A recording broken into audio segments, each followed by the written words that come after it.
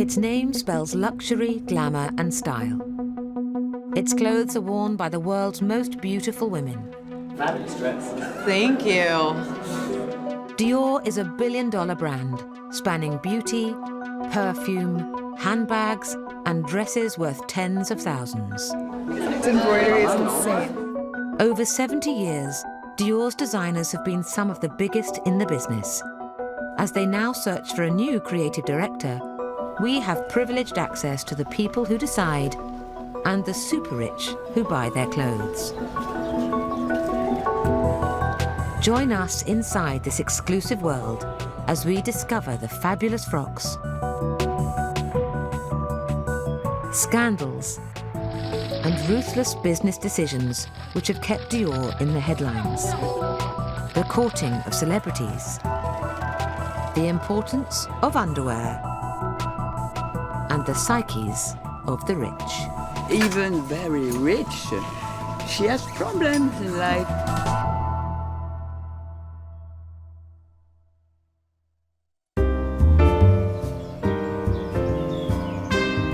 La Colle Noire, Christian Dior's luxurious refuge in the south of France, away from the frenetic world of Paris fashion.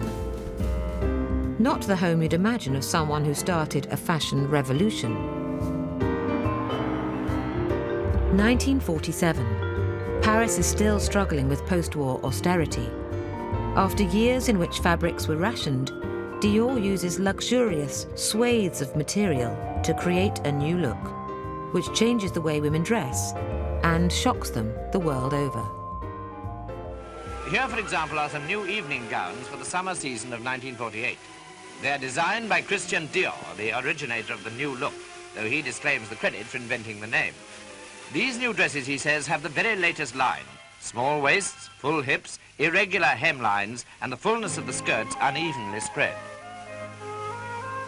Suddenly you get these dresses that were not only nipped in at the waist, but also these full skirts looking like dance skirts.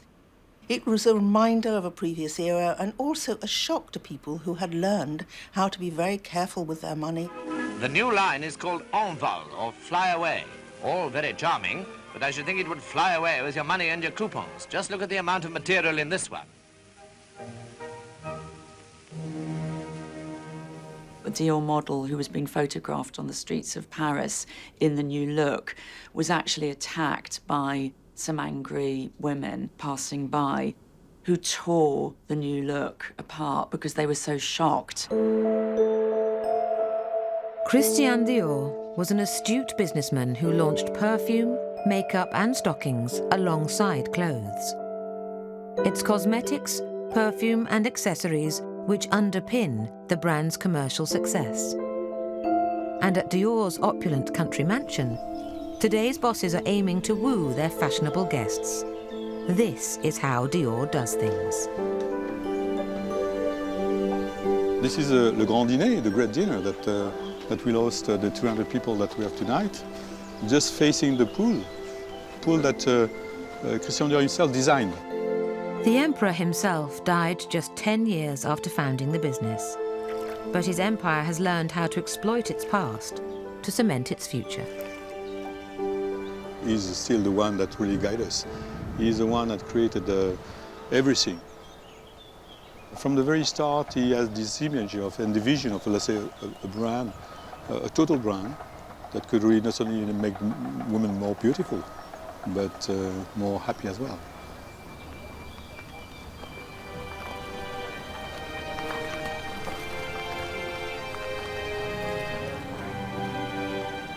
Promoting the brand needs celebrity. So Dior has selected high-profile brand ambassadors, paid an undisclosed annual sum.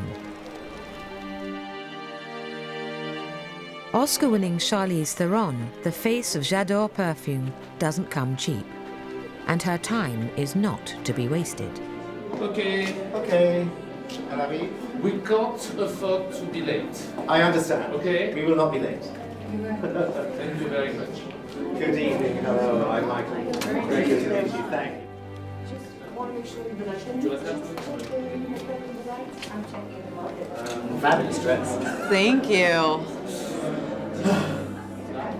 I can just turn it. Which? How's that? I just had a pin try to kill me in this dress.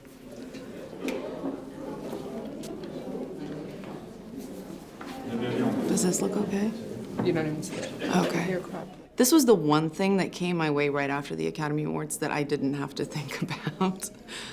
Why? Because, I mean, to be associated or to be asked to be part of a house that stood the test of time, I mean, say the word Dior and it resonates a lot of things, especially for a woman.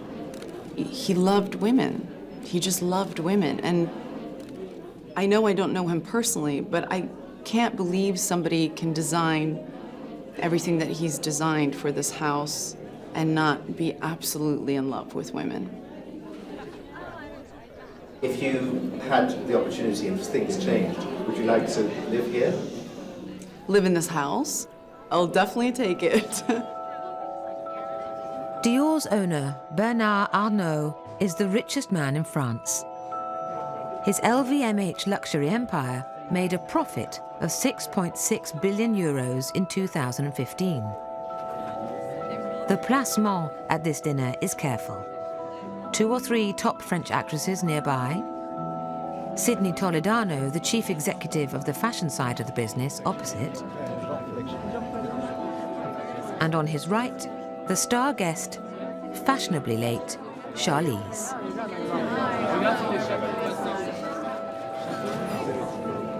Although she is, of course, wearing the brand she promotes, a sniff of the real thing for the man who has everything can't go amiss.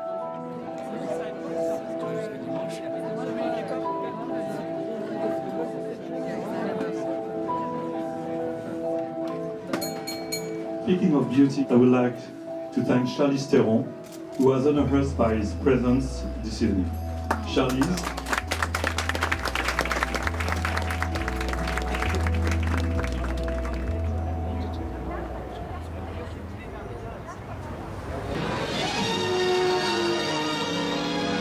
Blenheim Palace, one of the most beautiful and historic stately homes in England, is visited by Princess Margaret. She is attending a fashion show held in aid of the Red Cross, which features the new winter collection of Christian Dior. Her Royal Highness chats with a famous designer who has brought 13 of his top mannequins to the show and his new H line. And this is it. H for horrid or heavenly. In 1954, Christian Dior did a very important fashion show at Blenheim Palace.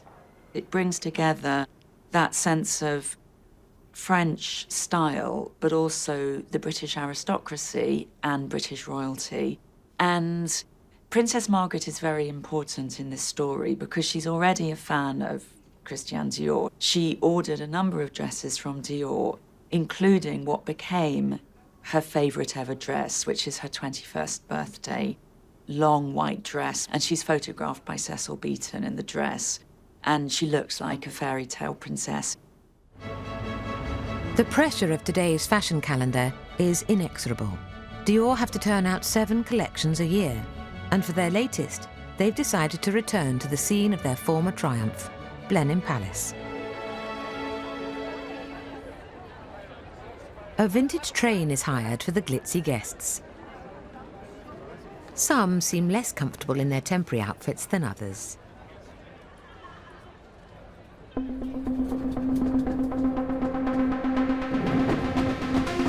As the VIP train trundles towards Blenheim, Dior have hired a less glamorous form of transport to make sure the models, some of the most sought after in the business, get there on time.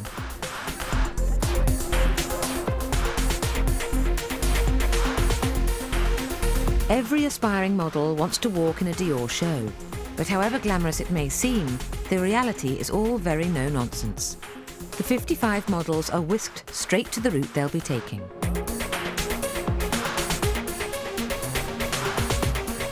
The palace passes in a haze as they go through their paces on the catwalk, before being rushed to hair and makeup. Dior's exalted makeup chief is waiting for them.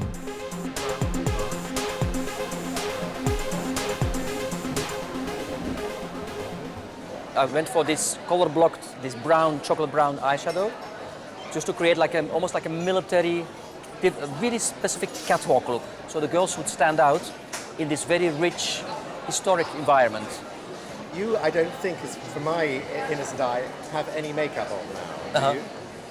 Well, I'm a very shiny person, so they keep telling me to powder. So, and have you got a little bit? Yes, but it keeps shining through. So, it's hopeless. I'm hopeless. I'm too shiny. Marketing is all, and with social media playing an increasing part, 19-year-old American model Bella Hadid, who has 5.7 million Instagram followers, has been chosen to be a beauty ambassador for the brand. It's nice to have makeup in a show that you feel comfortable in, and I love this makeup, so I'm excited. And the hair? The hair, I mean, I love a good slick back, but the gel is just now drying, so it's a little bit crunchy, but I love the way it looks. Returning to Blenheim is a clever move by the Dior machine. With the all-important decision about their new name designer still being made, it's the venue which is the story. Today is a big moment for the two in-house designers who've been promoted to fill the gap. Lucy Mayer and Serge Ruffier. As they watch the final rehearsal, the fashion world waits to see how they will do. Dior fashion boss Sidney Toledano is the man who will make the big decision about who to hire as the new designer. In terms of designer, first of all, I observe what's going on. I see you have to know what is needed, what are the means you're offering, and what would be the person understanding the brand in terms of history, tradition, able to lead. It's a very high level, the challenge is. But they could be young, it's not a question of age, but inspiring and giving the tone. What will be the vision of the person for the future?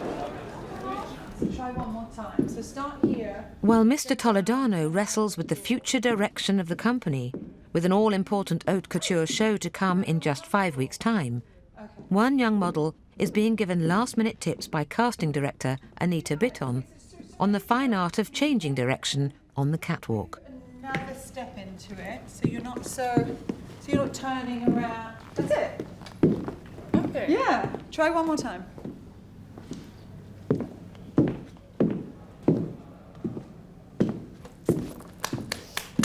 Okay. Take the shoes off. Yeah.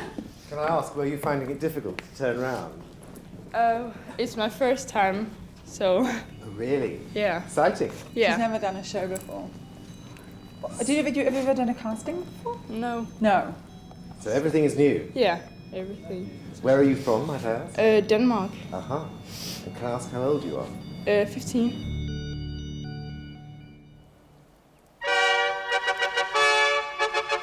Dior are on the hunt for a new top designer, but the shows must go on, and for this one, they've hired Blenheim Palace, with a 60-piece brass fanfare to herald the guests and a battalion of butlers.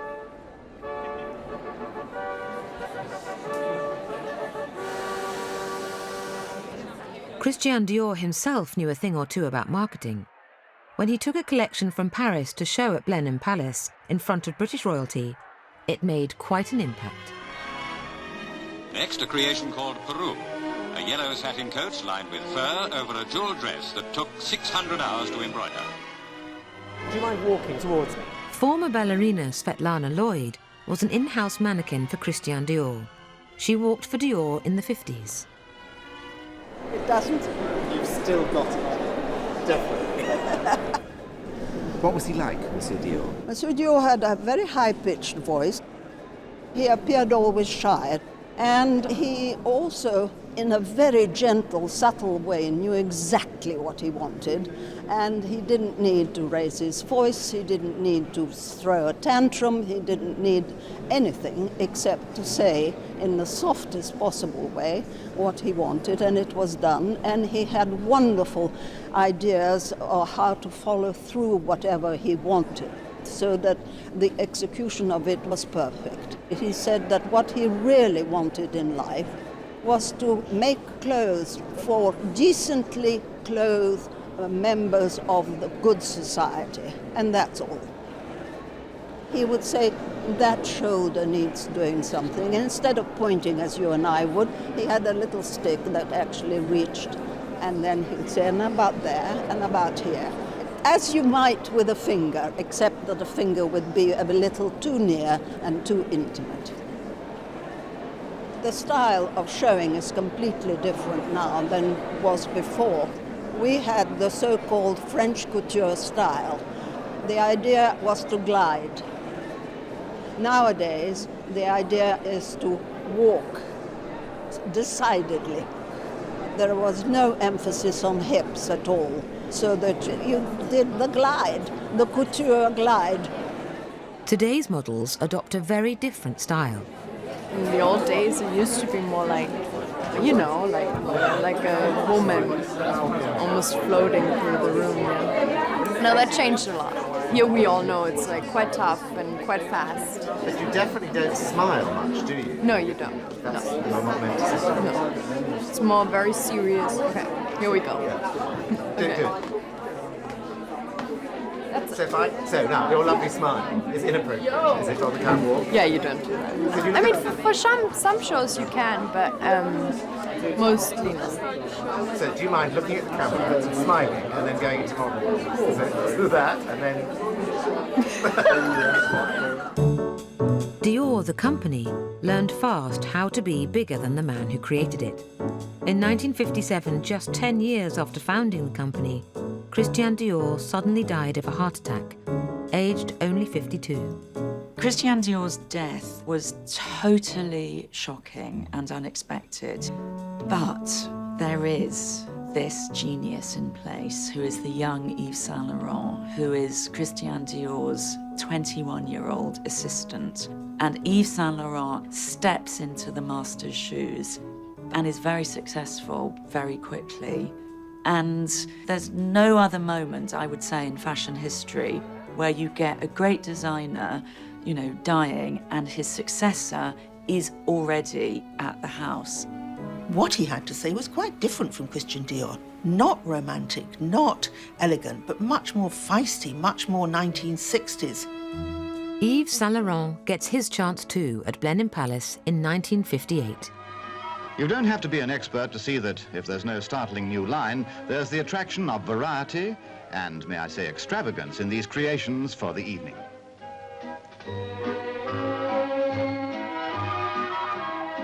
Constantinople, a smart ensemble more Parisian than Turkish. The last gown presented before the princess was appropriately named Blenheim, a magnificent affair in white satin with noticeably long sleeves. Even a stately home can be chilly in winter. Finally, the brilliant young designer was presented to the princess. And he, in turn, presented the 16 mannequins. Back in the same grand library in chilly Blenheim Palace today, in-house designers Serge and Lucy's outfits are revealed to the critical eyes of the fashion world.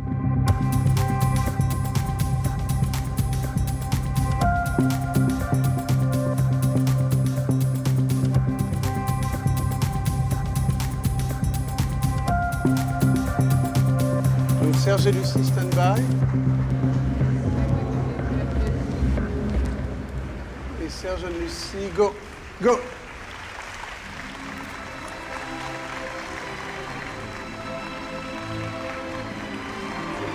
Parfait.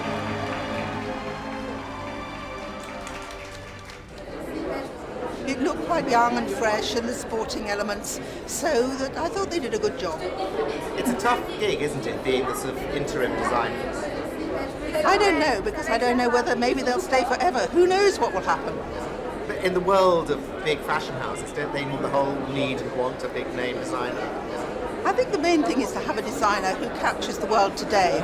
After all, the days when Princess Margaret had her great event here and was sitting in the audience and looking at the clothes, it was such a different world. You know, the society, the sheer strength of the upper classes, all that's gone, faded away. Now they're looking, that means Dior looking, at international clients all over the world. So we're in a very different position. Even before the last crumbs of the magnificent Blenheim tea are eaten, Dior are thinking ahead to what has always been the biggest and most exclusive thing in their fashion year, the Haute Couture show. It will be the last collection before the announcement of their new designer. Who is the chief designer has always been a key question. 3 years of success wasn't enough to keep boy genius Yves Saint Laurent in his job. After he was called up for military service in the Algerian War of Independence in 1960, Dior refused to have him back. He was replaced by the more conservative figure of Marc Bowen. Marc Bowen was kind of extraordinary. He introduces something, I would say, a fluidity to his designs. They're much freer, they're much more fluid. There's certainly no, corsetry in the same way that Dior did. They're not comfortable in the sense that, they're like your onesie or your sort of dressing gown, but I can imagine being able to, run in them and dance in them and move in them. Marc Bowen was the designer who brought fantastic clients.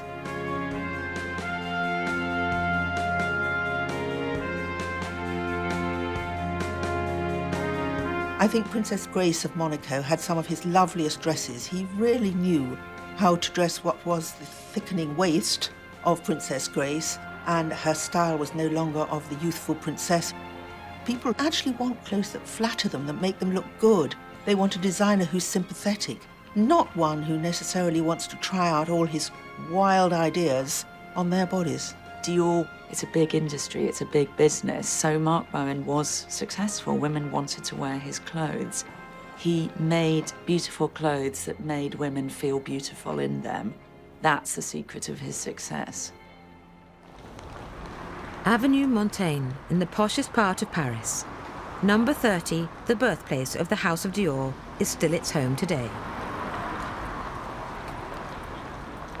Alors, let me take my card because we are going to go through the 3rd floor, okay? Catherine Rivière runs Haute Couture, the most exclusive part of the Dior empire. Here, that's the 1st floor with the Haute Couture salon. Couture clothes are handmade for the kind of woman who can afford to pay upwards of £20,000 an outfit. You have Princess Diana. Diana, did you meet?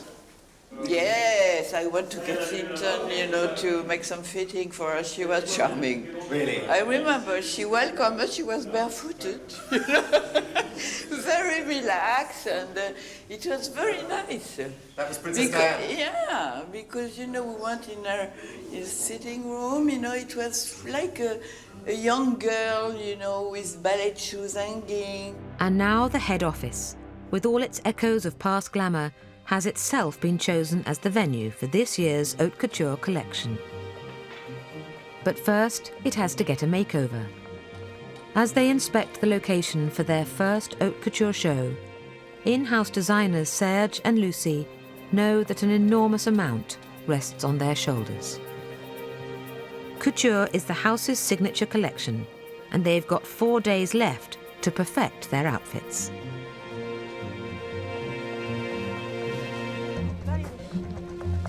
Three floors up, meet Flo Chehet, the hands of Haute Couture at the House of Dior. Flo supervises one of the 2 workrooms, and everything there has to pass through her hands. She has seen designers come and go, and they've all known that they rely on Flo and her fellow workers to produce the goods. Her empire is dresses. Combien d'heures qu'il faut pour faire cette robe, environ 150-160 heures. Oui. On n'en fait pas pour mettre sur des portants. Nous, c'est pas ça, nous, la haute couture. C'est à la commande. Si elle n'est pas commandée, elle ne sera jamais refaite. Et vous êtes un bon prédicteuse de... À chaque fois, on dit faux. À chaque fois qu'on dit ça, ça va marcher. À chaque fois, et c'est ce qu'on ne croyait pas qui marche beaucoup. Donc, je ne dis plus rien. À chaque fois, on se trompe. Le goût des clients... C'est pas les mêmes que les nôtres, voilà. Puis bon tout. Bah oui, forcément. C'est pas grave, mais au moins pour la robe, comme ça on fait la retouche tout de suite. Non, je viens au premier étage avec la fille. Ok? D'accord? Ok. Flo is involved in fittings for the next 3 days. Every model has to have at least one fitting, and Flo has to inspect and be on hand downstairs for each of her team's creations.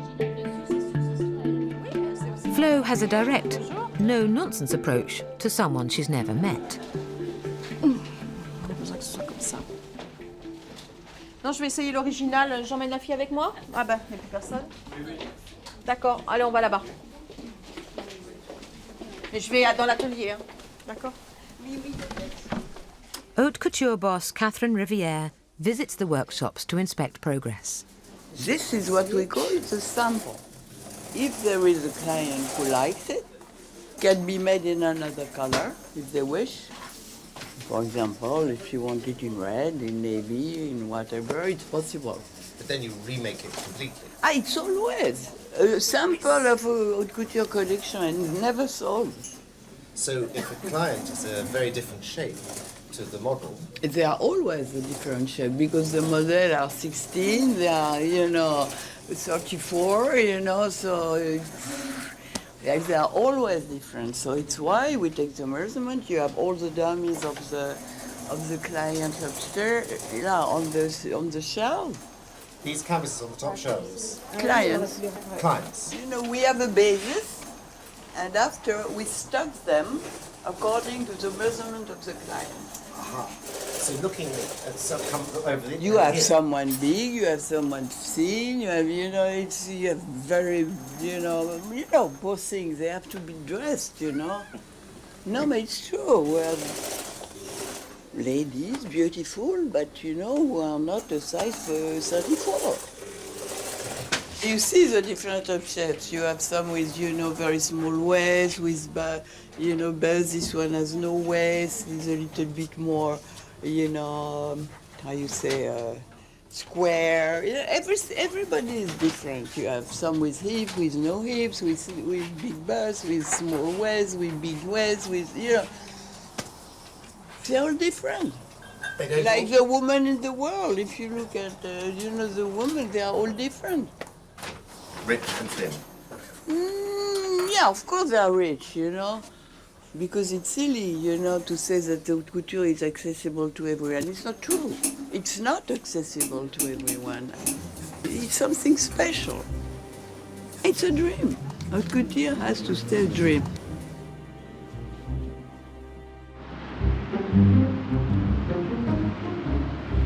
Avenue Montaigne, Dior HQ. Deep inside the building, hundreds of people are hard at work on the haute couture collection, which will be unveiled in 3 days' time. Flo, the head of couture dressmaking, works on the model fittings. But there's a bit of an issue, a little thing about thongs. Lâche-toi le string, allez.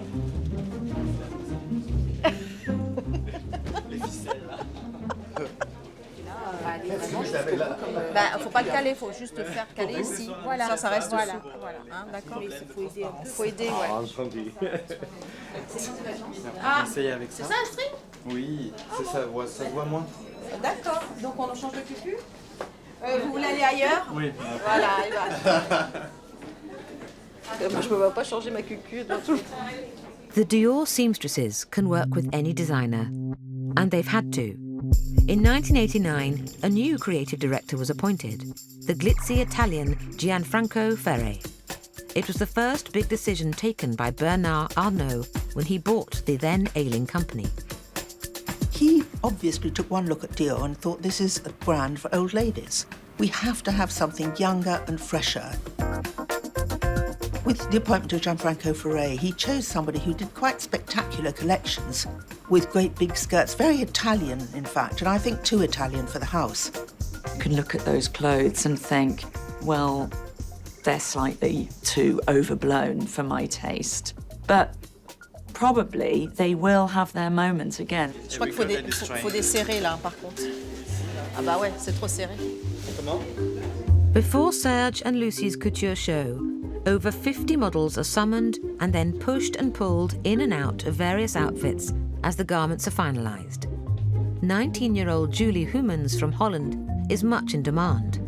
It's now less than 24 hours before the show, but everything seems very last minute. My agency called me around 3 to say, you have to go to Dior because your fitting's at 4. So I, skip my plans with my friends, and I came here, and I'm sitting and waiting here. But that's okay, because I just heard them say my outfit will be ready soon. There's an awful lot of waiting around. Oh yeah, there is. Yeah, there is. There always is. But I mean, you have to get used to it. I mean, bring a book, bring your phone. Have you bought a book? Yeah, I have, actually. What are you reading? I am reading, it's a really good book. I'm sure you know it.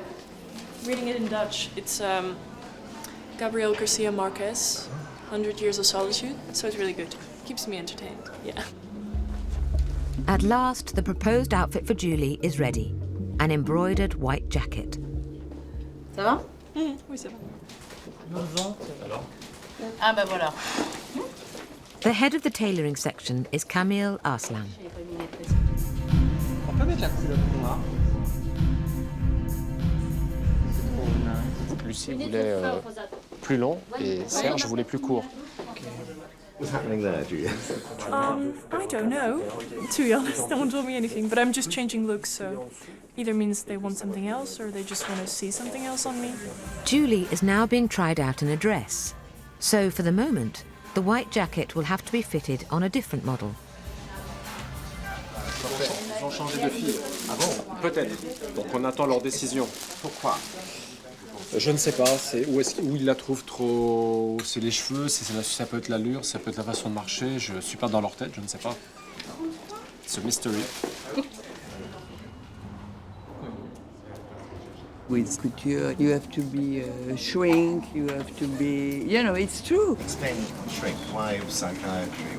Because every woman in the world, even very rich, she has problems in life, you know. When she arrives and she makes a face like that, we know that we have to be very careful and, you know, we have to cheer them up, you know, when they see them, you know, in a nice outfit, you know, and they look great, they're happy. Plus, you know, you create some, you know, nice relationship. We know their life, we know their children, we know where they live. But, you know, we are very, very confidential. There is not one single information which is coming out from the haute couture department. Very important. We have to adapt of the new way of living, on the new client, on the many things.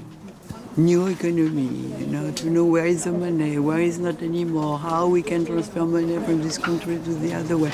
It's an all, you know. Dior has not been afraid of radical change. In 1996, it appointed the most controversial name in the fashion firmament, British designer John Galliano. An enfant terrible takes over at French couture.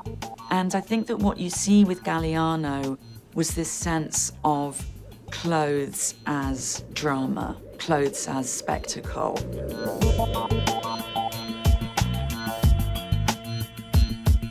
At his very best, Galliano was a huge success as a designer, and Dior's profits just, you know, spiraled. At his worst, he was very provocative and made people extremely angry.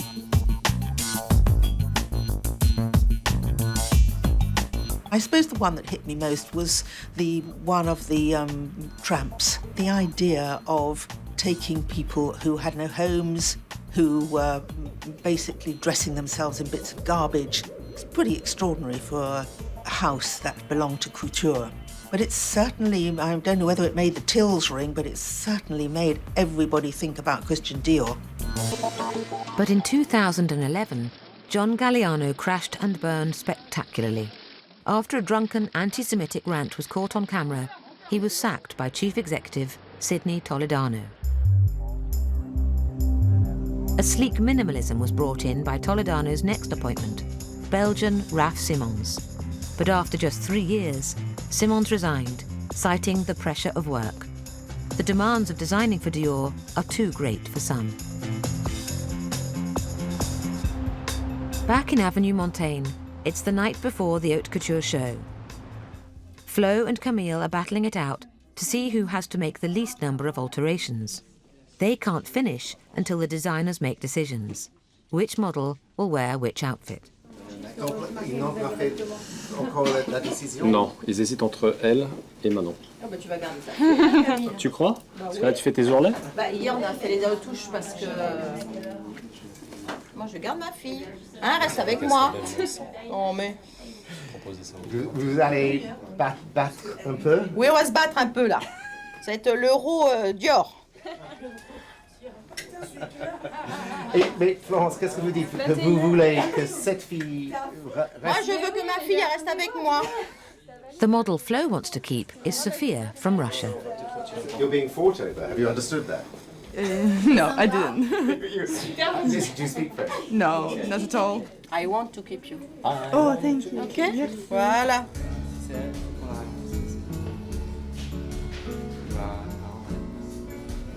Alors, c'est ça, regarde quand même la longueur derrière et tu enlèves. Bah, tu sais, si vous revenez à elle, je la remettrai sur elle. D'accord. Hein, d'accord? Parce que j'ai envie de faire des petites choses. Oui.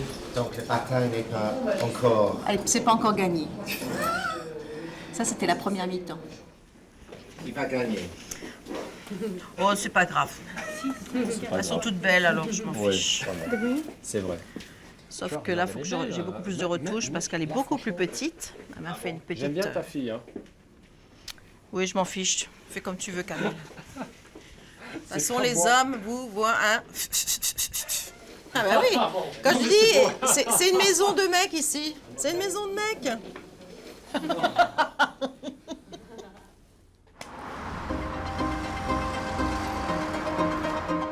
It's the day of Dior's Haute Couture show.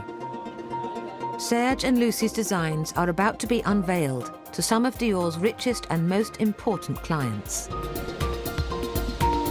All the top models are backstage. Bella Hadid, who now has 1.5 million more Instagram followers than she did at Blenheim. Julie Humans is now about 50 years through her book 100 Years of Solitude.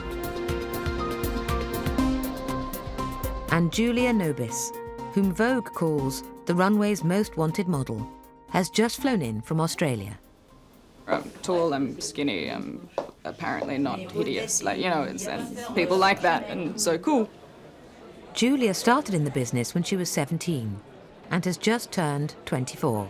I sent in my applications to medical school the other week, so we'll see how that goes, and I guess that'll kind of determine how much longer I have. As the newly signed face of Dior makeup, Bella Hadid gets the magic touch of the makeup boss himself, Peter Phillips.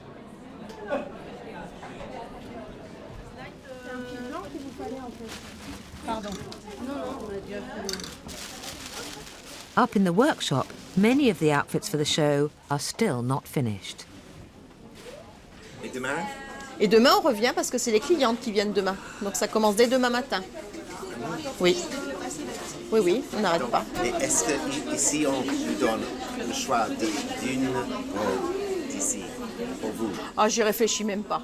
Je réfléchis pas à ça. C'est pas le même monde, c'est pas pour moi. Moi, je fais des belles choses, c'est pour des princesses, c'est pour des dames, voilà. Mais non, c'est pas pour... Non. Je suis une femme de la terre.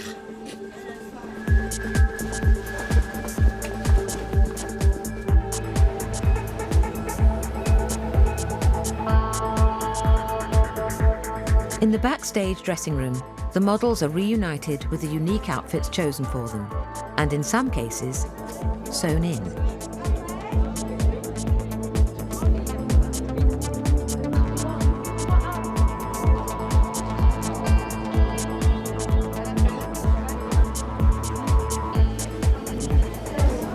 I mean, you know, it's a little revealing.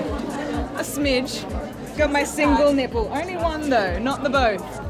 But you know, I'm happy with just one nipple. I mean, I like a single nipple. Why not? Thank you. Yeah. Thank you. This embroidery is insane.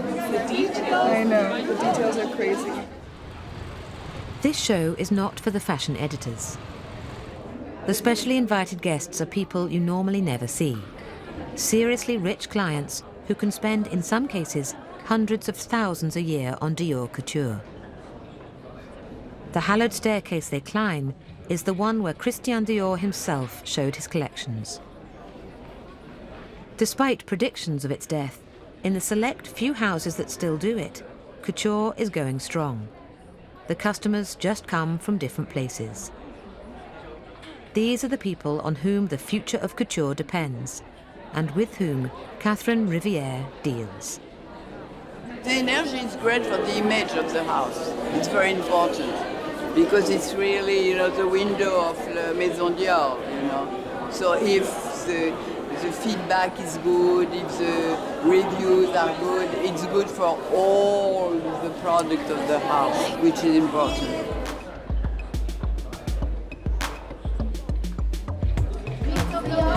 Victoria! Victoria! Every last speck of dust and stray hair are removed before the models descend the famous staircase.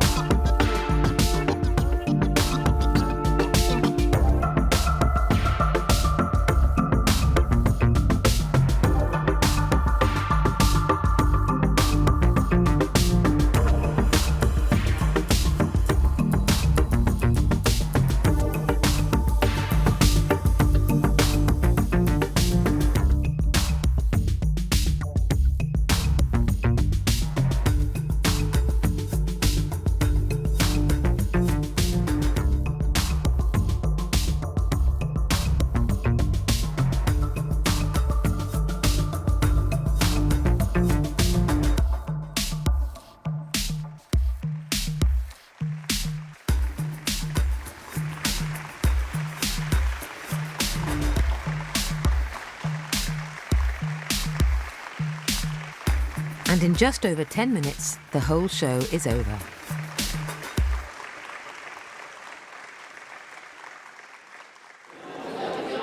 One flight down, it's staff drinks. Ça a été? Oui. C'était beau? Oui. Hein? Vous le méritez?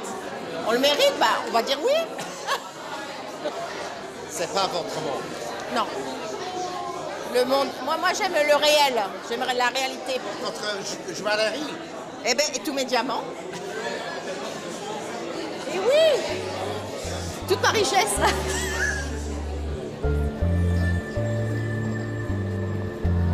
For the after-show dinner, no expense is spared. Monsieur Toledano and Dior have hired no less than the Palace of Versailles to impress their most important clients.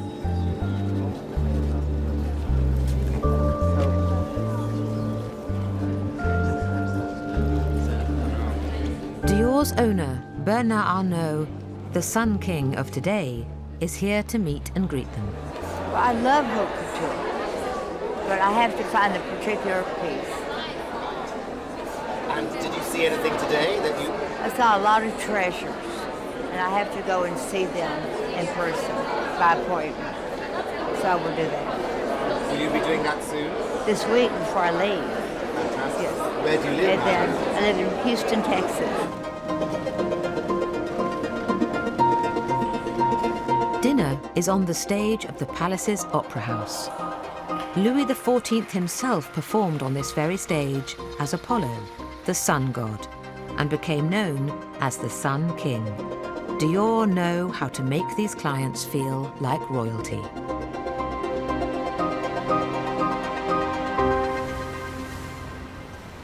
Next morning, it's back to work. The show has been hailed a success, but the press is abuzz with rumours that the new designer has been appointed, just in time for Paris Fashion Week, 10 weeks away. Bonjour. Comment ça va? Je ne sais pas ce que vous avez dans cette boîte. How was it yesterday? Excellent. The press reception? The press, excellent, and the clients. The coming. They're important. Absolutely, absolutely. They're coming in today? Absolutely. No, very well, very well. And one more question I have to ask. I have a guy waiting for me. about the new designer. Is there much talk? Quiet. Thank you. Next day, Mr. Toledano announces that the new creative director will be the first woman in the role in Dior's history. Next time, Maria Grazia Chiuri arrives, with only weeks to put together her first show, which attracts the stars.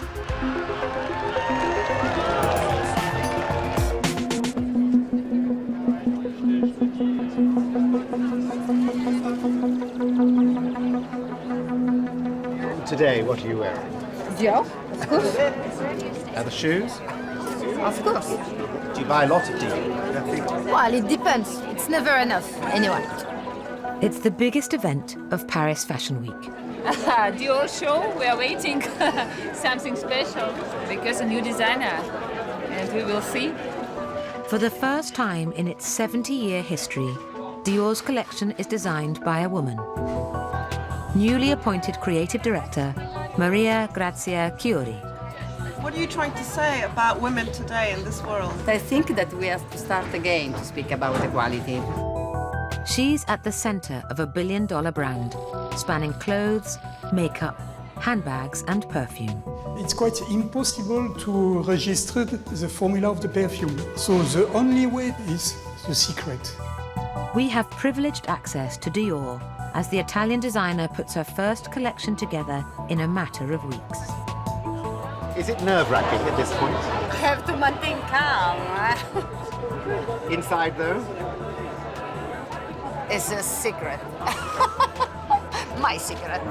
Join us inside this exclusive world as we discover the fabulous frocks, the psyches of the rich, and the courting of celebrities behind one of the world's most famous names.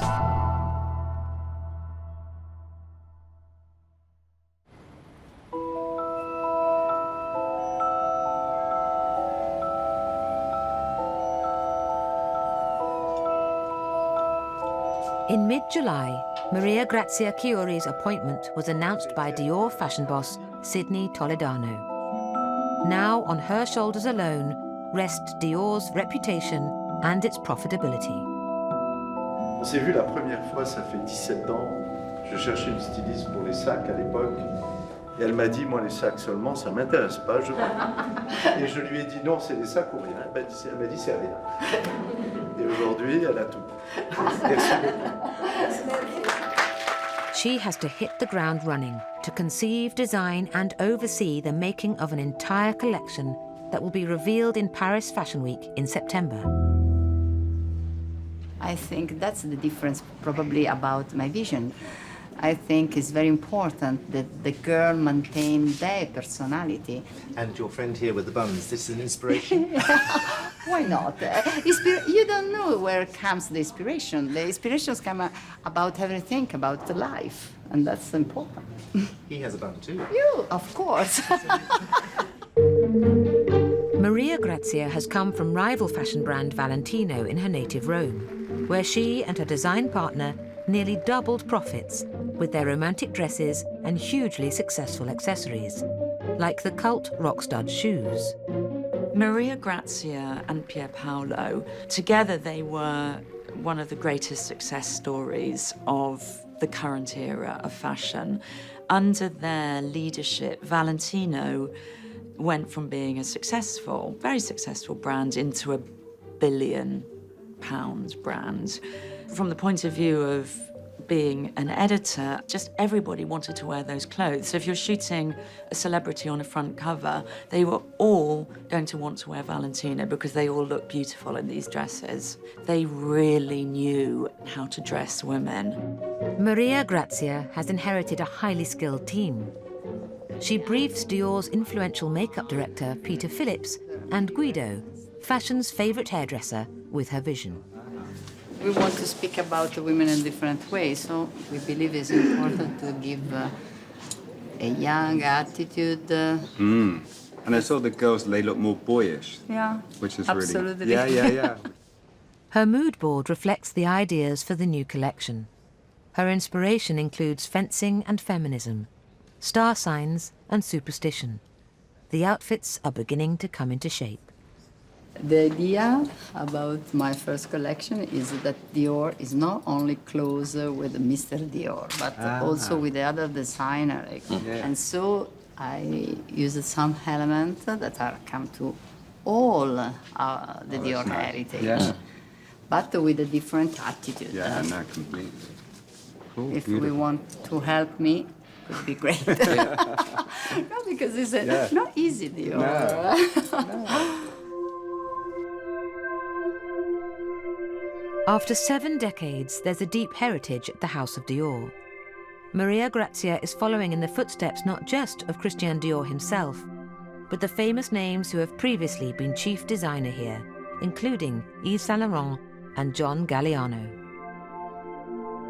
I think that Christian Dior stood so much for a kind of femininity that just doesn't exist anymore. I don't think we need a gentle world now. The world is tough out there. And for Maria Grazia to give to Dior a feeling of what a modern woman not only wants to wear, but has to do in the world, to go to work, to cope with her children, to cope with life, to go out in the evening, that's the kind of designer we're looking for today. She's making clothes that will work beautifully on, a young woman like Jennifer Lawrence, one of the faces of Dior. But I think she will also make clothes that will look beautiful on older women. And you think the average age of a luxury brand consumer is 53. She will make clothes that a 53-year-old woman is going to look great in. See you later. See you later. Bye. Thank you. To me, Dior went out and looked for somebody who was an interesting modern designer, and that's who they found in Maria Grazia.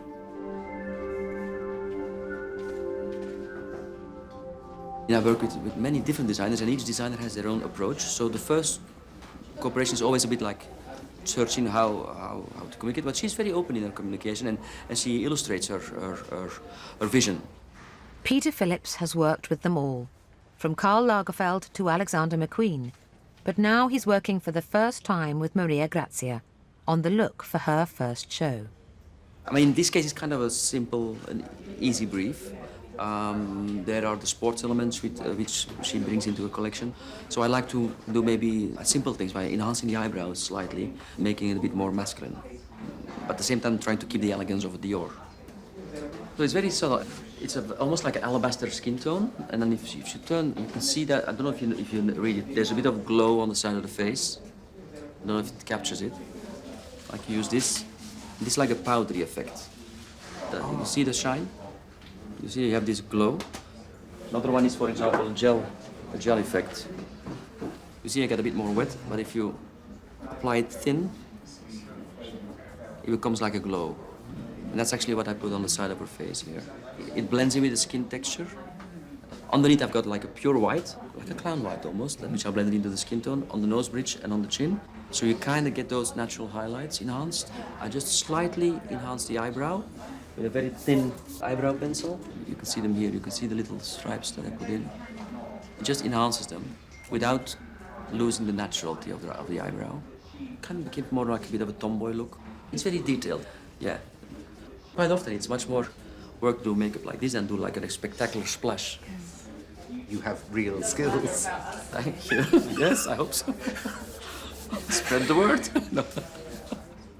Alongside the makeup department, Guido, with his team of stylists, is coming up with hair designs to meet Maria's brief. I'm doing a few different variations of the braid that she wanted in the back of her head. So this young lady has 4 braids, and there'll be 3, 2, 1, and the kind of where the knot is, how high it is, how messy it is, what texture of the hair it is, whether it's dry or a little shiny, and all those sort of nuances would be something that Maria Grazia will sort of pick up on. She's very instinctive. It's a new adventure. British milliner Stephen Jones has worked with the House of Dior for 20 years. But how will his relationship with the new creative director work? Do you like wearing them? Have you tried them on? Of course. In the first fitting? The first fitting, I spent all the time in this way because I was absolutely in love for this tape. Maria Grazia, we're seeing your eyes through the netting. And if you look slightly up, you twinkle the eyes. Ah! I was completely in love. The first fitting, I spent all my time With this, absolutely. Bye, have a good lunch. The choice of Stephen's designs for the collection is still not finalised. We were talking about fencing and the inspiration for the collection and what she would like to have, because she'd never really done hats before. We developed this idea, which is a little bit like a fencing collar, but actually worn on the head. And this is a little bit picking up the quilting from the front of the jacket with the ear flaps, but it's like a visor. So we've done them in this quilt, and we did them transparently like that. And also we've done this version in metal, which we've been trying some on, but this is halfway through fitting, so I don't really know. I never ever think that it's done until the last girl comes off the runway. Christian Dior said, without hats there is no civilization. Did he? Yeah. What do you think of that remark? I completely agree with him.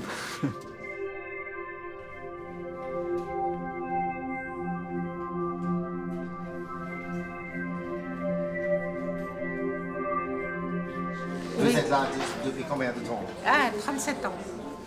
Vous, chez Dior? Oui, moi, chez Dior. Upstairs in Dior's ready-to-wear workroom, skilled hands are busy putting Maria Grazia's designs together. Known as the petites mains, or small hands, they've seen everyone come and go over the years. Là, on a une époque nouvelle, donc on commence avec... on attend beaucoup de choses de Maria Grazia. Moi, j'ai jamais travaillé avec des femmes et je trouve que cette expérience est exceptionnelle. Et je suis contente qu'en fin de carrière, que je vois une femme. Cette robe-là, par exemple, vous allez le porter? Pourquoi pas? C'est pas ça, il faut avoir une occasion pour la porter. Oui. Si je suis invitée à une grande soirée VIP, pourquoi pas? Mais bon, maintenant à mon âge, les décolletés, bon. Après, pour les jeunes, c'est super. Voilà. Mais pour les messieurs, comme ce monsieur-là? Eh ben, le monsieur, il va pas mettre une robe, je pense. Non, pas pour cette occasion-là. Pour d'autres occasions, mais pas pour ça. Et je le vois bien avec une robe bustier, oui.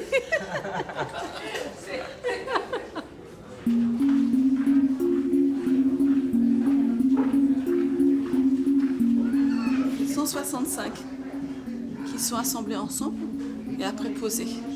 Et c'est posé en escargot comme ça. Ça démarre là, ça tourne comme ça.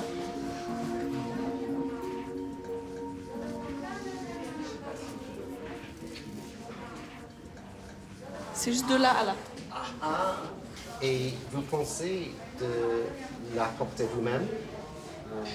Je n'ai pas les soirées pour la porter. Sûrement.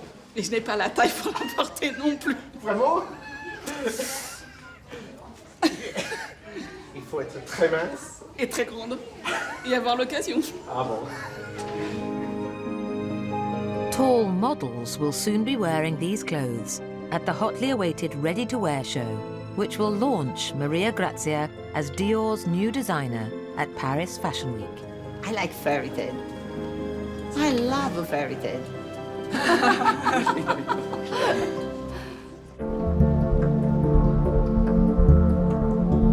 I want to test with the black pants, the look with the black pants. With Paris Fashion Week approaching, Dior's new designer Maria Grazia Chiuri still has to take lots of decisions about her first big show. I think it's too big for her. Probably. Which model will wear what, and with which accessories, footwear, and more important, underwear. Scusate, però qui il reggiseno è avorietto, io lo voglio bianco. Grazie. Alla fine non ne potrei più. Ok, picture. As the fitting draws to a close, the studio is cleared of everyone but Maria Grazia, her closest assistants, and 2 models. A new designer at the House of Dior is enough to entice the most powerful person in fashion to pay a visit. Anna Wintour, editor-in-chief of American Vogue, has arrived for a special private preview. Her influence in the fashion world is legendary. Will she like what she sees?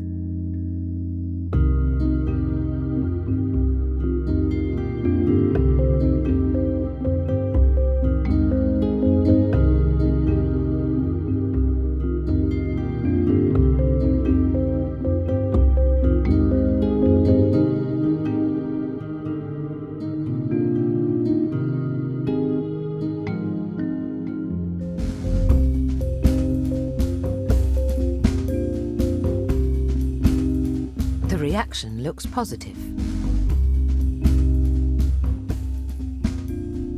Fashion brands and fashion magazines coexist in a multi-billion-dollar industry, each dependent on the other for success. Every year, Dior spend countless millions on placing ads in the fashion press. But rather than headline-grabbing clothes, most consumers will buy handbags, shoes, cosmetics, and particularly perfume.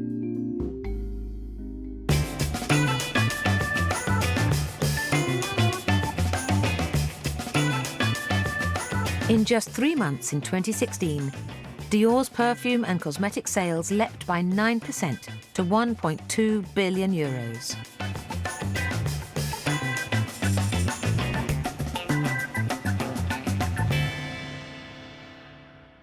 Monsieur Dior understood that a bottle of perfume or lipstick is all most people can afford. So to capitalize on the largest possible number of clients, in 1947, he created his first scent, Miss Dior. It's still a bestseller. As Christian Dior himself realized, once you've created the brand, you can sell the dream. Near Grasse in the south of France, Dior still control the same fields of rose and jasmine used in making some of their perfumes. Our flowers, it's exceptional, but these flowers is very, very expensive.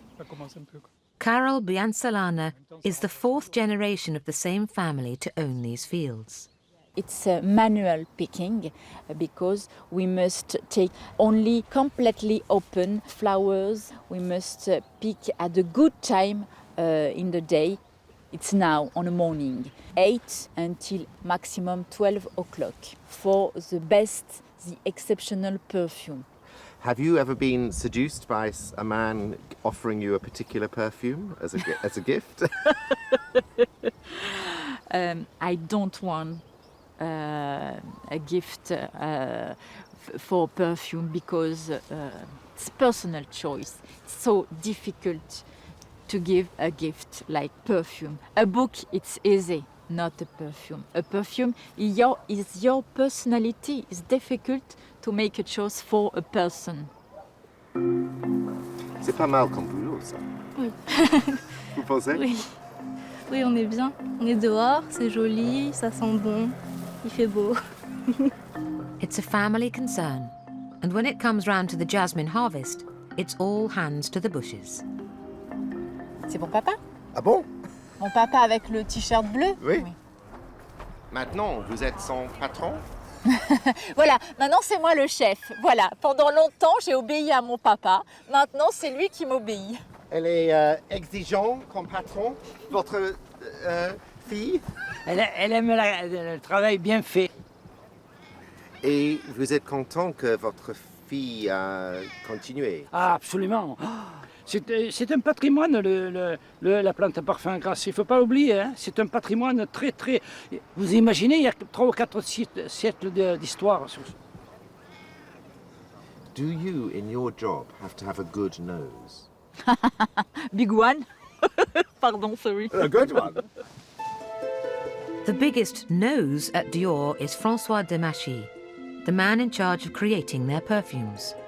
He is the one who decides what quantity of which flower will work the magic. Many of the products are sourced from cheaper parts of the world, but for the jasmine from Grasse, it takes 1,400 hours of picking to gather the 7 million flowers needed to make just 1 kilogram of the jasmine essence which goes into some Dior perfumes. This lab is where the alchemy takes place. Là, nous montons au laboratoire. We call it atelier. Finding the right formula is like striking oil. and François Demachy has done so several times in his 10 years at Dior and before that at Chanel. The perfume is very secret. That's why we have separate the two ateliers. Why is it so secret? It's secret because it's quite impossible to register the formula of the perfume. So the only way to defend ourselves is the secret. And so we are maybe a little paranoid about the secret, but it's like that. Under high security, the inner sanctum of this laboratory is where the deeply confidential work is done. And industrial espionage is an ever-present danger. So that's a formula. A formula is like a recipe with some raw materials and the quantity. Can we read that? Can you show us? Would it be revealing too much? It's quite secret, you know. But show us a little bit. Bay rose, bergamot, cedar wood, lemon, coriander, gaiac wood, etc., etc., and the quantity. And that's a perfume. Are some more expensive than others? Sure, some are really expensive. For instance, the jasmine from Grasse costs almost 100,000 euros by kilo. That means twice the gold. Twice as expensive as gold? Yeah. Yeah. Wow. It's quite complicated to grow the jasmine. It needs a lot of care. And the yield is very low. It needs more than 700 kilos of flower to get 1 kilo of absolute. Absolute of jasmine is a product that we use.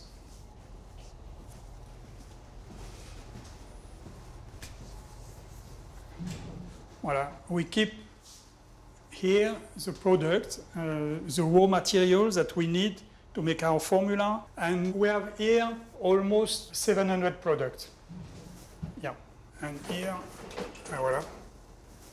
Ah no, here it's closed because it's our secret product. Ooh. We have to open it. The lady with the key. Some products are very fragile. Voilà. Top secret. Yes, they are top secret. So this is like the Fort Knox of perfume. Yes, in a way. Voilà. So even you don't have the key, only Carmen. Is that right? Only Carmen. Would you say that aromas can be erotic? Oui, absolutely. Don't forget that we are mammals and we are very linked with the smell. The smells from others can send a lot of messages, like comme la peur, l'attraction. You know, in some moment, some erotic smell are very, very good smell, and sometimes you can't control yourself because you smell that. And it's like that. Yes, we are animals.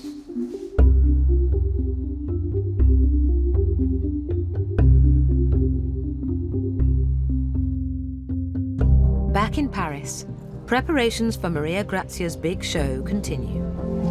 Sì, assolutamente sì, assolutamente sì. Perfetto, perfetto. One of Maria's most forthright critics has arrived to see her work. Her 20-year-old daughter, Rachele. I spend a lot of time with my daughter. She's my muse, of course. Also because fashion is about love, and the best love that I have is for my son and my daughter, of course. Might your daughter influence your collection? Absolutely, yes. Rachele has Eurostarred in from her studies in history of art at London University. She's come to give her mum support and to share in the excitement. Have you seen many of the photos? I haven't seen much yet, actually. I'm very excited. But from what I can see, like... Not select nothing for yourself, huh? No, don't worry about that. I know you. Bellissimo. Huh? So cool. Thank you, madam. Look.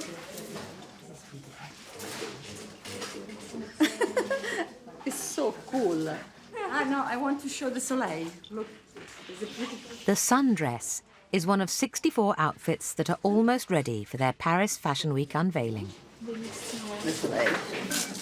It looks amazing, yeah. It's so fun. I like it, honestly. I really like it. When you see your mother's collections, Yes. are you critical? Always. I always tell the truth. Like, I'm not interested in lying to her. So if I don't like something, I just say it, to be honest. No, that's very important. All the time I ask her, please give me your opinion. And honestly, I think that's helped me to have a right vision, because sometimes the please around you could please you. But she's also inspiring for me, because in her I see the new generation that has different approach, because she look everything with the fresh eyes. She has not the same reference that I have. So I think it gives me open mind, because she said, honestly, I like, I don't like. Sometimes with the age you think too much about the things. And that's not good sometimes. But Rachele, honestly, she's I don't need to lie because I don't work for her.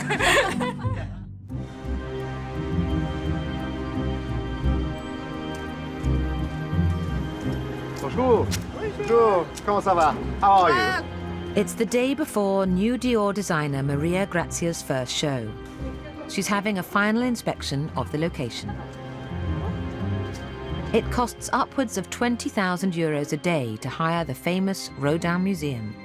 But Dior will only be using it as a grand entrance to the main event. They've built their own massive theatre in the gardens behind. The hugely sought-after embossed invitations have gone out, and 1,000 guests are expected to fill the space.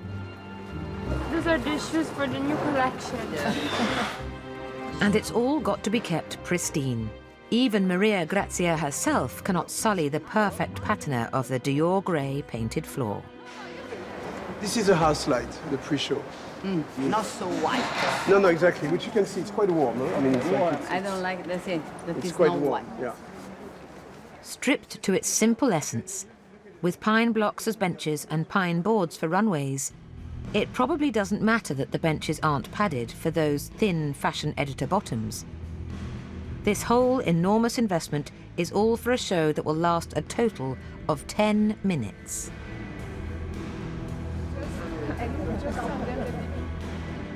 The set is modelled on the fencing room in one of Maria Grazia's favourite films, Visconti's The Innocent.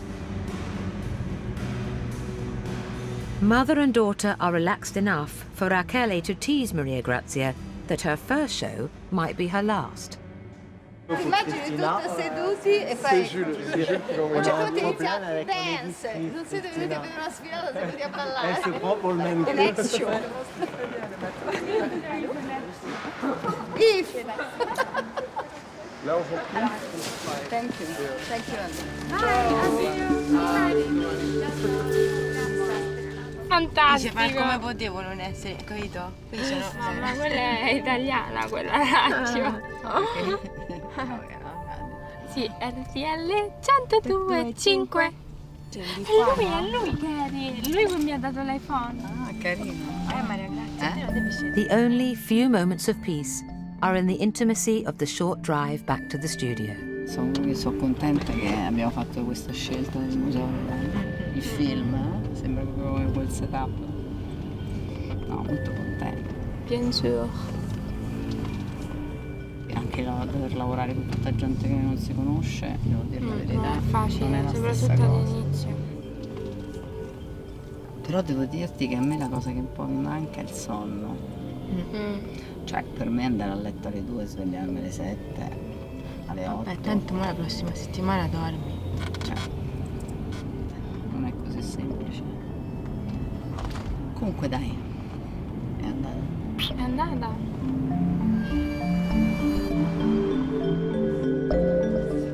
With her big show only one day away, Maria Grazia goes straight back to the studio. Questa è praticamente la nuova bar, come diceva Monsieur Dior, la moda è evoluzione e rivoluzione. She has another visit from an influential magazine editor. Stefano Tonchi, editor-in-chief of American fashion magazine W, has known Maria Grazia since their student days together in Florence. Maria Grazia, she had a dark look, what we used to say, you know, a little bit like goth, a little bit crazy. We were both kids in Florence in the early 80s. We were fashion animals, so you would go from new romantic to bohemians, then to reggae kind of stuff like a culture club. This, I think, is a great opportunity, and I'm happy that she took it. No, questa cosa di donne lo so che è centrale a tutto. Ho messo tutto centrale. Perché il problema della moda femminista è che è sempre stata brutta. Un po' perché nessuno può parlare al mondo come gli stilisti. So I go back to the moral responsibility of fashion and fashion designers.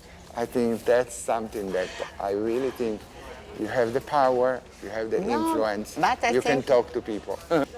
What do you think, Maria Grazia? I think that anything that you do has a huge audience impact that you are responsible. What do you do about the issue of too many skinny girls, the whole issue? Honestly, sometimes the people forget that in any case we work in fashion, and the word mannequin is a specific thing, because some girls are skin because are really skin in natural way, other no. It's more important to be strong than to be skin, probably. That you have to, that you have to be fit more in a gym. That you can change the message and you can have a positive message. There is not only one story. As Maria Grazia puts the finishing touches to tomorrow's big show, another branch of the Dior empire, jewellery, prepares to open an expensive new store. While all those rich clients are in town, jewellery director Victoire de Castellane hopes they'll take a shine to one of her shiny baubles. Is it important in selling jewellery for clients to see the pieces themselves in a way? Of course. But we have clients who are just buying without seeing the jewellery. Really? Yes. Does that surprise you? I think that's a very eccentric way to buy, and I think that's a very good way to buy. It means that people are... What can I say? C'est une façon d'acheter très libre. Oui. Et c'est bien. Et pour le commerce, c'est bon. Oui, oui, mais je trouve aussi que c'est très... j'aime cette extravagance. Ah. Oui, parce que la joaillerie a besoin d'extravagance. It certainly does in this shop, where some of the pieces cost over €1 million. At their industrial beauty complex, a couple of hours south of Paris, Dior make products that are a little more affordable.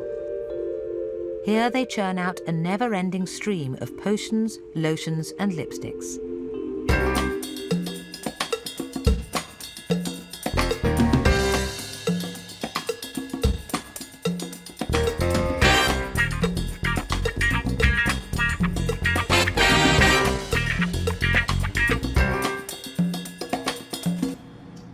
In the darkened basement of the beauty laboratories, they test more and more ways to profit from our apparently endless desire to look younger for longer. Donc celle-ci, on peut mettre en évidence la microcirculation de la peau. Voilà, et ça c'est une photo qui a été prise en UV. On peut mettre en évidence du coup les spots, donc les taches sous-cutanées. Ça met en avant nos défauts. Qu'est-ce que vous pensez, madame, quand vous voyez ça? Je m'inquiète pour l'avenir. Voilà. Ça va mieux. C'est mieux comme ça. Mieux. La normale est mieux.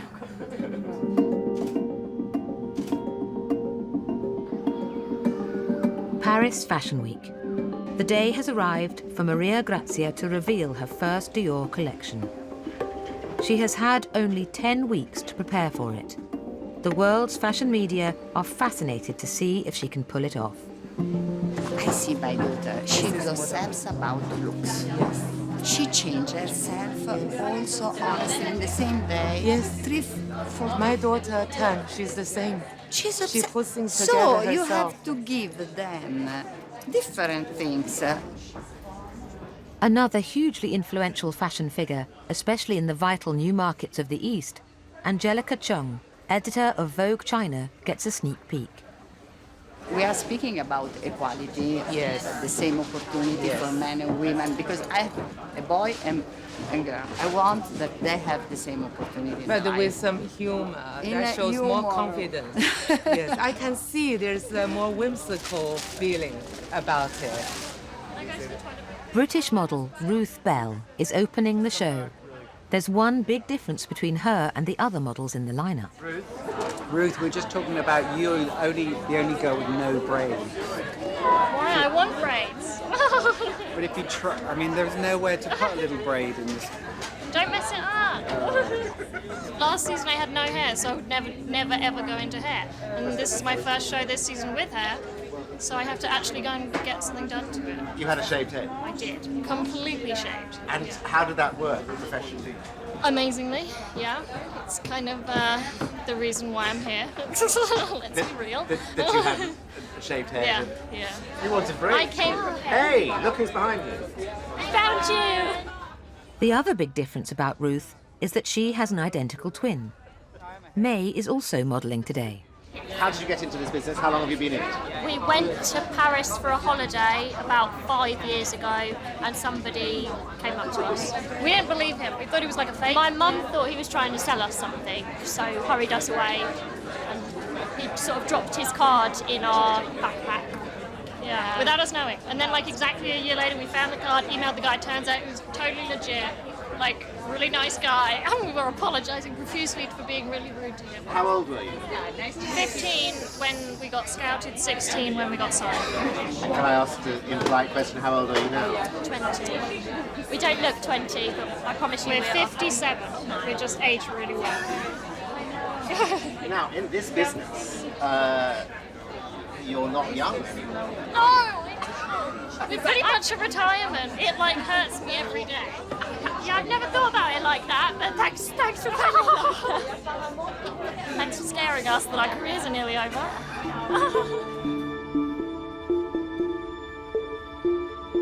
As final preparations are being made backstage, out front the world's media and the 1,000 VIP guests are in a fashionable frenzy of anticipation.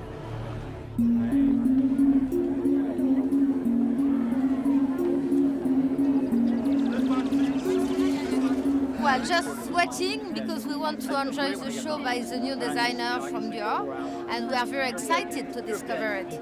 I believe it will be absolutely wonderful. What makes you think that? Just because I trust Dior to have chosen someone. Outside the Rodin Museum, the rich, the thin, and the fashionably facelifted assemble for the hottest show of Fashion Week. Where are you from? From Moscow. Dior show, we are waiting. Something special, something nice. Backstage, the models are ready for the show, except one who has only just arrived to have her hair done. There was a girl that passed out at a previous show and now she's sick. And so she will not be joining us here and I have taken her outfit. Runway veteran Julia Nobis has been drafted into the show at 2 hours' notice. I just gone back home. I was about to have a shower and wash stuff out of my hair. And then go off to my fittings, which I guess now will be rescheduled until after this.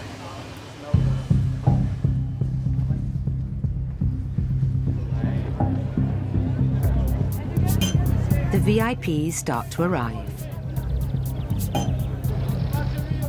The lower ranks through the pack of paparazzi at the front gate.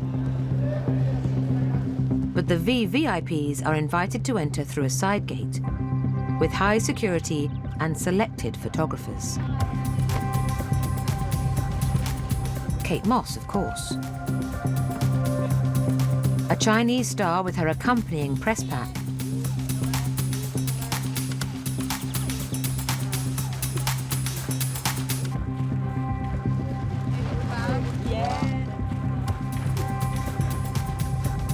And avoiding photographers and with never less than 4 beefy bodyguards, the most important VIP of all, Dior's owner, France's richest man, Bernard Arnault, who is led straight to the back door.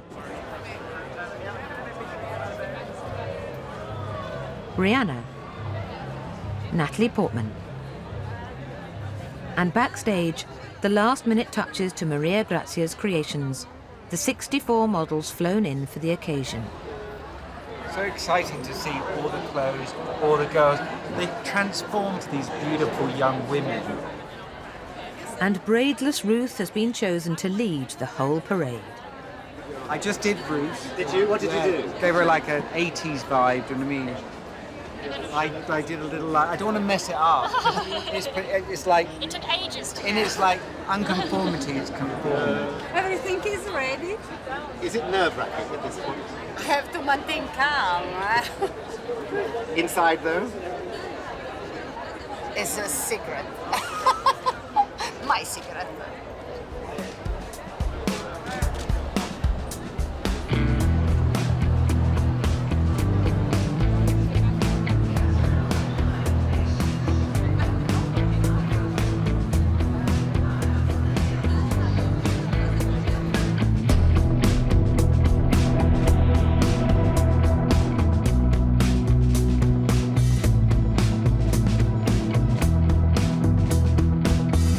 The collection says a number of different things about the Dior woman today because there wasn't just one look.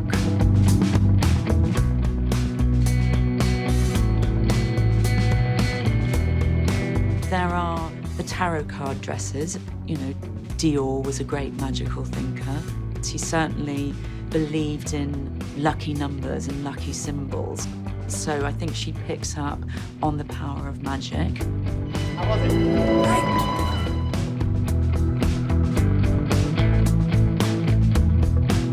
There was the fencing section, which I suppose presents or suggests the idea of a woman being strong and being powerful, but also being deft and being swift. And then there was also the section that reimagines the Dior codes of tailoring, which include the tuxedo jacket, the bar jacket. How was it? That's good. Not finished yet. No. It's phenomenal. You didn't smile, did you? No, of course not. You don't smile, it's fashion.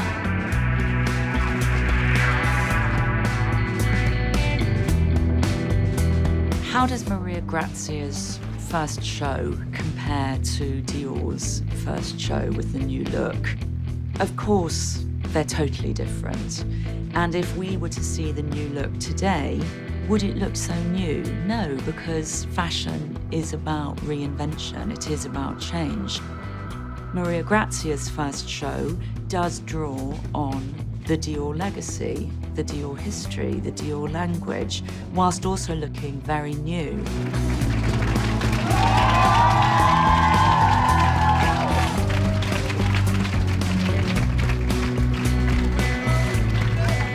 Anna Wintour tries to make her usual quick getaway. I thought the show was very feminine and very delicate, yes. So I'm very proud as an Italian girl. A girl and an Italian girl. It's wonderful to have Marie here and to have a woman at Dior. It means so much to all of us. What do you think about the feminist slogans on the T-shirt? I love the feminist slogan, and I'm all for her revolution. How many of your hats were used? I think we used about 7 or 8. We added one just at the end, so Oh, I did can't you? remember. Is that it? Yeah. Yes, there is. Did you like his hats? Can I ask? I love his hats. I love everything about him. He's incredibly talented and a lovely person. The fashion world is notoriously lavish in its praise. Today, even more than usual. Reactions are so positive, I'm very happy. Do you think those reactions are sincere? I think so, I tell you, I have some experience now with the business. So they always tell you it's nice, it's fine, but you see during the show, I think I got a lot of positive reaction. Within minutes, Maria Grazia is being proclaimed the newest star in the Dior firmament. wonderful.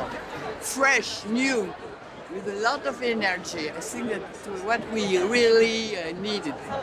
And protected by tight security, the ultimate boss, Monsieur Arnault. How was it? It was wonderful. And she is so bright, and it was so Dior. So it's a terrific success, I think. Can you tell whether it will be a commercial success? That I am sure. Fantastic. No problem. We'll be out of stock very soon. I'm happy because I did a good job for myself. That's important.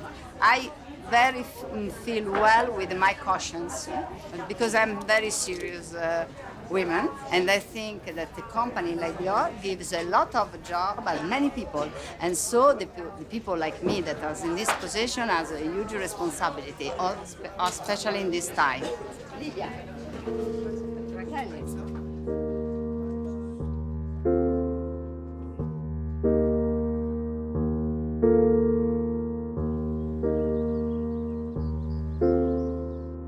It's 70 years since Christian Dior changed the face of fashion, creating an empire from his south of France retreat. His blueprint for a brand, using headlines of fashion to sell a range of luxury goods and cosmetics, has been copied by many. Despite recession and economic upheaval, the public appetite for luxury continues to grow. The emperor may be dead, but his empire lives on.